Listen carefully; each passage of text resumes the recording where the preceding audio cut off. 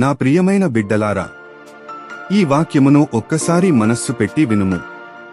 లూకా 14:11.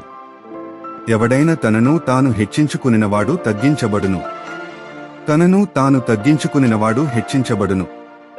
అనగా ఈ వాక్యం వినయం మరియు గర్వం గురించి చెబుతుంది. తనను తాను హెచ్చించుకునినవాడు అంటే గర్వంగా తనను గొప్పవాడిగా భావించేవాడు. అలాంటి వారు చివరికి తగ్గించబడతారు అంటే చిన్నబడతారు. తనను తాను తగ్గించుకునినవాడు అంటే వినయంగా ఉండే వ్యక్తి. అలాంటి వారు చివరికి హెచ్చించబడతారు అంటే ఉన్నత స్థాయికి చేరతారు.